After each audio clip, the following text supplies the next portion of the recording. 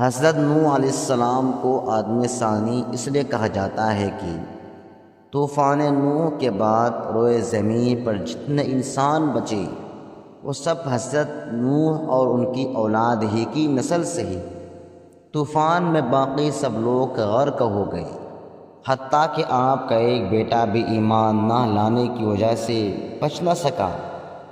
اس طرح حضرت آدم علیہ السلام کے بعد انسانی نسل دوبارہ حضرت نوح علیہ السلام سے پھیلی، اس لیے آپ کو آدم ثانی کہا جاتا ہے۔ حضرت نوح علیہ السلام کا ذکر قرآن میں 43 مرتبہ اور 29 صورتوں میں آیا ہے۔ مفسرین کے مطابق آپ کا اصل نام عبد الغفار یا عبد الملک تھا، اور نوح لقب اس لیے ملا کہ آپ اپنی قوم پر طویل عرصہ غم و نوحہ کرتے رہے۔ آپ کے والد کا نام لامک تھا۔ حضرت نوح علیہ السلام پہلے رسول تھے جنہیں زمین پر بھیجا گیا۔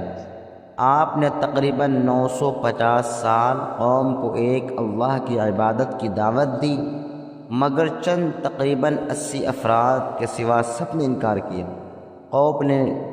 قوم نے مذاق اڑایا، کانوں میں انگلیاں ٹھوس لی اور بت پرستی نہ چھوڑی۔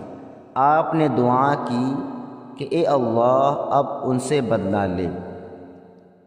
اللہ نے حکم دیا کہ ایک کشتی بنائے اور ایمان والوں کے ساتھ ہر جانور کا ایک جوڑا اس میں رکھے۔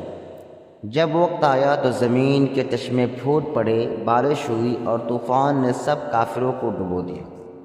آپ کا ایک بیٹا کنعان بھی کافر تھا اور غرق ہو گیا۔ کشتی جودی پہاڑ پر ٹھہر گئی۔ طوفان کے بعد صرف ایمان والے بچے۔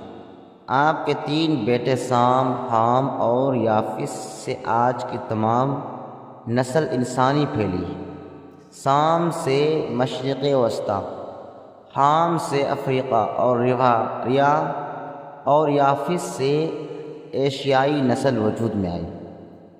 جودی پہاڑ ترکی میں واقع ہے، جہاں 1970 میں کشتی کے آثار اور لنگر دریافت ہوئے۔ کشتی 3 منزلہ اور اتنی بڑی تھی کہ ہزاروں جانور آ سکتے تھے۔